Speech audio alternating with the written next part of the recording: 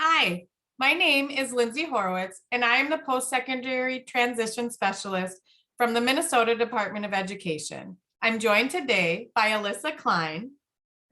Hi, everyone. This is Alyssa Klein. I'm from the Department of Employment and Economic Development, or DEED, with the Vocational Rehabilitation Services Program, or VRS. And Beth Gruby, who is also one of our ECBC leads from Department of Human Services. She was unfortunately not able to be here today, but she says hello. So we are going to go over today our ECBC overview. What is ECBC? Review the ECBC team workbook and the three-step process to getting started. And lastly, learn about the Minnesota Transition Framework as a part of our 2022-23 ECBC work.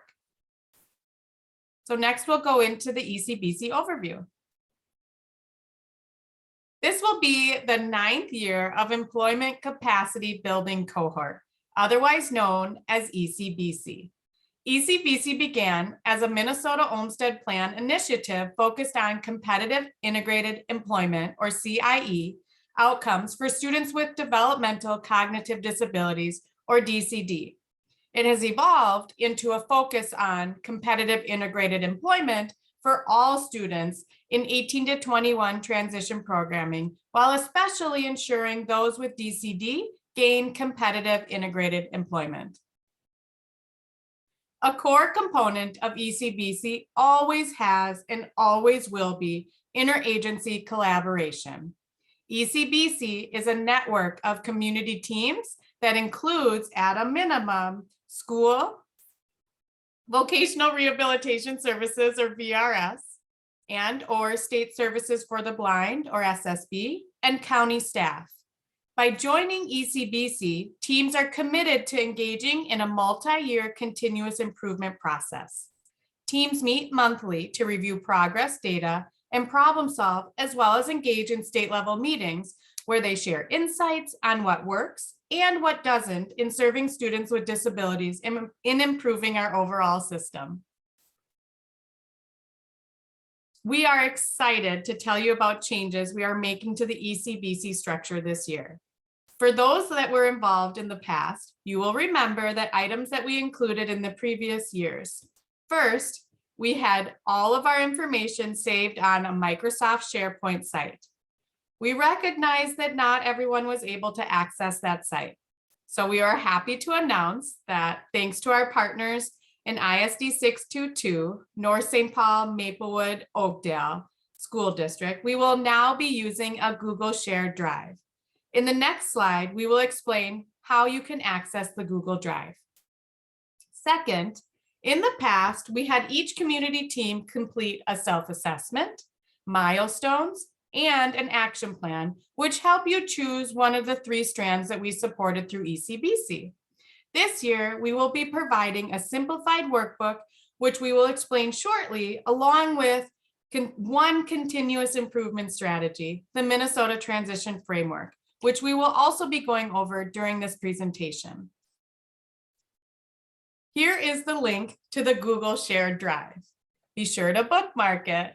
We have entered in all of the email addresses for the ECBC members that we have email addresses for.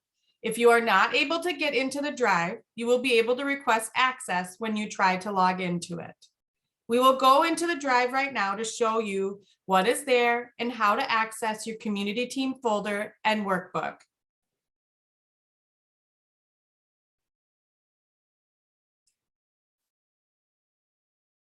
So here you have your main ECBC shared drive. And you'll see we have the ECBC resources folder. And that one will have all of our monthly ECBC meeting documents in there and other ECBC resources that we may upload throughout the year. Then you'll go into your community teams folder and you'll see all of our ECBC community teams. So you'll simply access your community team folder. And once you go in there, you'll find your workbook for the 2022-23 school year. And we will show more of the workbook later on.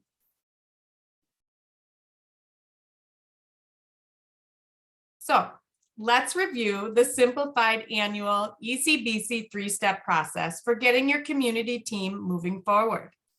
First, solidify your community team and set monthly meetings. Second, enter enrollment data and create a team employment goal. And third, track goals and student data in the Student Tracker tab. The next slides, we will explain each of these three steps further. Starting with step 1, solidify your community team. Note that you will be completing the community team members tab in the workbook with the information about who is on your community team, and we will show you that tab shortly. So in considering your community team membership, there are 3 entities that are required for each ECBC team.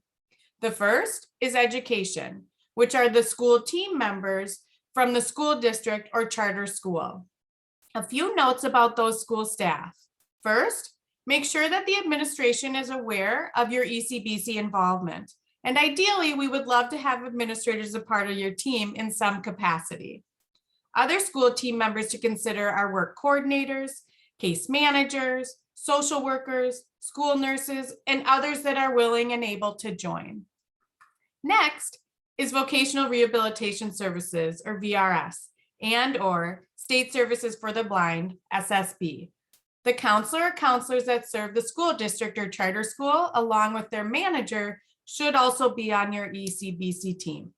Your team can also discuss whether the VRS or the VRS pre-ETS representative and/or placement staff should also join. Third is the county. New this year is that each county has assigned an employment liaison that has been informed about ECBC and will be available to join your team. We have a link on this PowerPoint for you to locate your liaison along with their contact information. Also note that some of our larger counties like Hennepin will likely still have a number of different staff assigned to ECBC, Hennepin County teams. And furthermore, you can still involve other county staff beyond the employment liaisons, such as waiver case managers and supervisors that are interested and able to participate. So beyond the 3 required community team members, we also wanted you to know that you are able to expand your team in order to support your continuous improvement work. Those other possible team members can include representatives from health organizations, community rehabilitation programs or CRPs, and centers for independent living, advocacy agencies such as ARC Minnesota, students, families, and employers. So in the workbook, the first tab is called Community Team Members, and it looks like this. Be sure to assign at least one person to be your team lead and indicate who that is. Set up monthly community meeting dates and times and make sure they are identified in this tab. Finally, list out all team members and their contact information. Step 2 is to enter enrollment data and create team goals within the Enrollment Data and Goals tab. We will pull up the tab in a moment. You will see that this tab allows your team to enter child count data from your district. In the past, we have provided each team with the unduplicated child count that MDE collects. However, that data is only collected once a year, so it isn't always accurate for where your district is at currently. So we encourage teams to work with the district to get more accurate numbers. Once you have entered in the child count numbers, your team will then create employment goals. Finally, we encourage each team to shoot for at least 50% of all students to gain competitive integrated employment this year.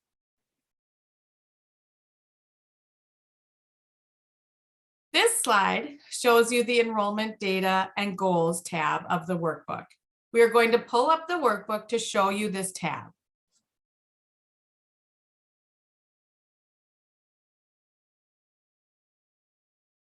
You will see that this page gives you space to enter how many students are enrolled in 18 to 21 transition programs within each disability category by their age. So your team will complete that first.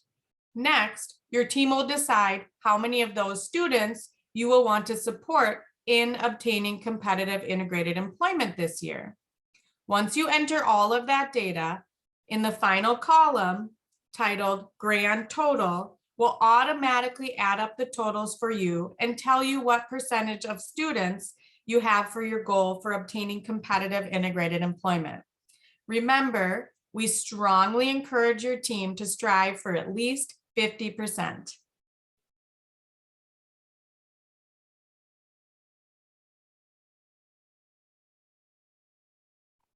Step 3 is to enter your team goals and students within the Student Tracker tab. We will pull up the workbook again to show you what to enter here. First, you will enter the goals your team created from the Enrollment Data and Goals tab into items 1 and 2 on this tab. You will see that they read as follows. Number 1, all students aged 18 to 21 who enter competitive integrated job during 2022-23 school year. And number 2 is, of that number, how many have a primary disability of DCD? Then, starting on row 9, your team can enter students your team is focusing on this year. Be sure to either give each student a number or use their initials so no identifiable information for data privacy purposes. Make sure all students have interagency partners indicated along with information about the employment they obtained.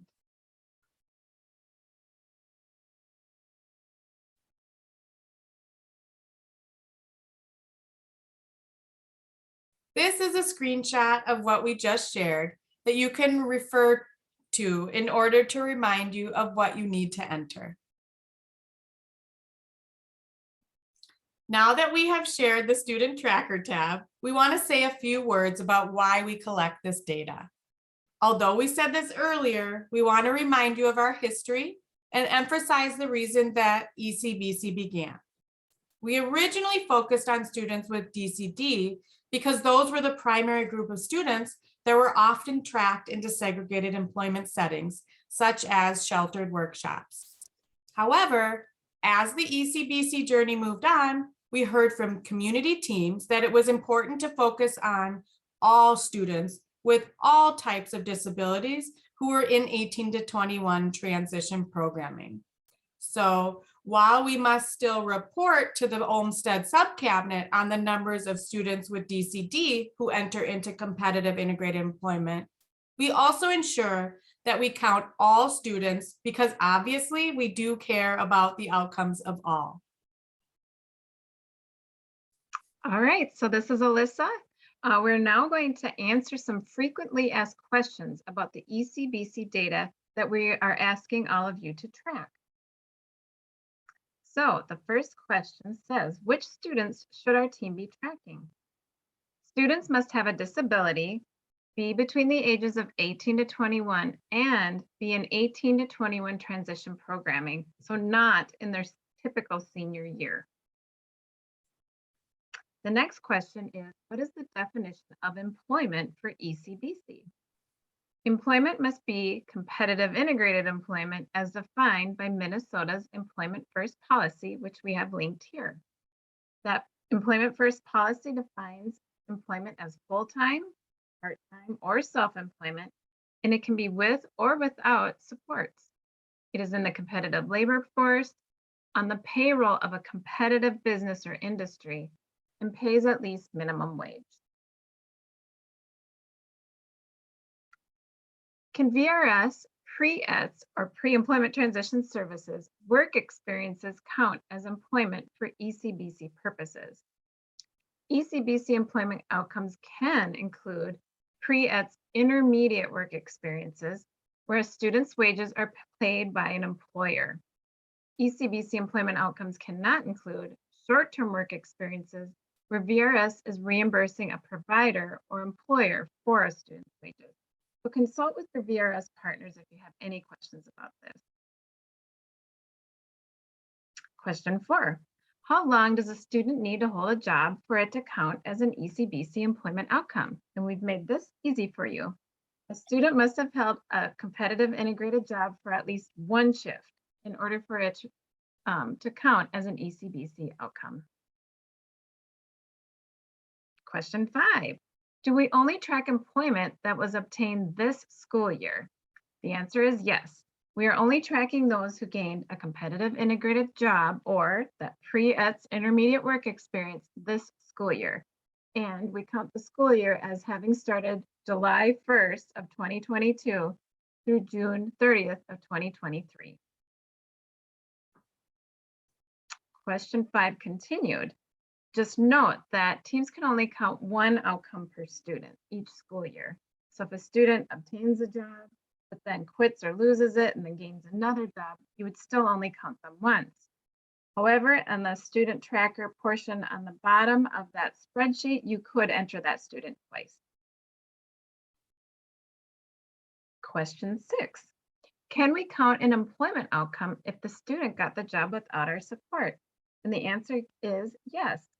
Teams can count employment outcome even if the student obtained and or maintained the job without support from the school, VRS and or SSB or the county.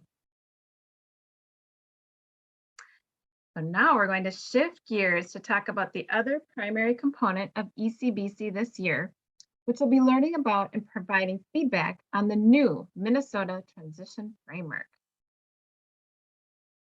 For the first time ever, Minnesota has a statewide framework that defines high-quality transition programming for youth with disabilities and those that support them.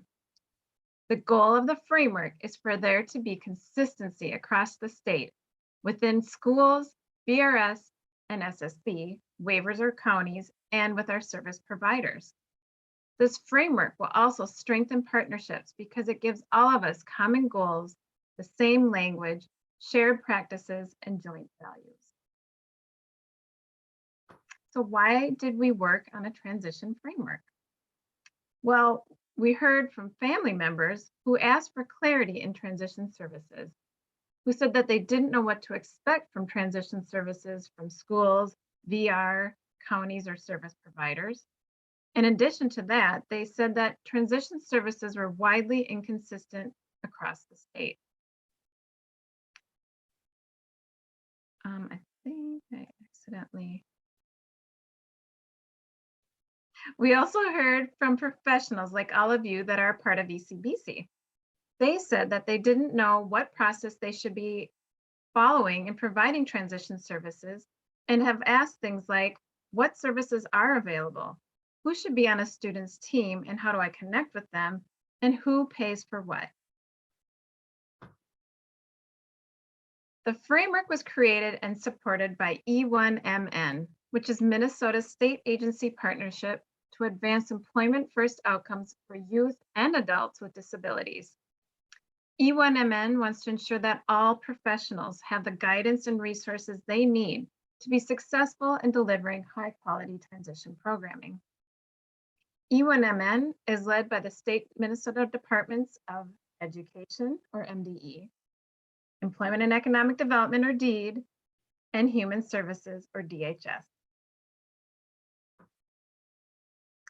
So that leads us to the new Youth in Transition Toolkit, which is housed on the Disability Hub MN website. We have the link to the toolkit on this slide. Be sure to bookmark this as well because it will be our new go-to for all transition-related resources here in Minnesota. The toolkit was created to help professionals implement Minnesota's transition framework and is a center for resources, guidance, and tools professionals can use with youth and their families to plan for their best lives. The toolkit is divided into 3 sections. The first is Educate Yourself, which gives you information about the transition framework and other tools and resources to help you provide person-centered transition services. The second section is Engage Families, which allows you to consider important ways to bring families into all phases of the transition process. And the third section is Support Youth, This section provides detailed definitions, guidance, and resources for all topics within the transition framework. We are thrilled to work with all of you during this school year to review all components of the framework and the toolkit. At each ECBC session, we will focus on different sections so you can become fully knowledgeable of everything available, as well as to provide us feedback on what works best and what improvements we can make. We will be giving you simple homework assignments and easy ways to submit your feedback. Before the October 12th ECBC meeting, we are asking that you take a little time to go to the Youth in Transition Toolkit on the Disability Hub MN website to begin exploring and becoming familiar with the format. And then be sure to bring your full community team and any questions you have to the October 12th ECBC meeting. We recognize that we have given you a lot to think about in this presentation. So with that, we're going to summarize what you need to know. ECBC this year will be about these three things. Number one, making sure you have built your community team, which must include school, BRS and our SSP, and county staff.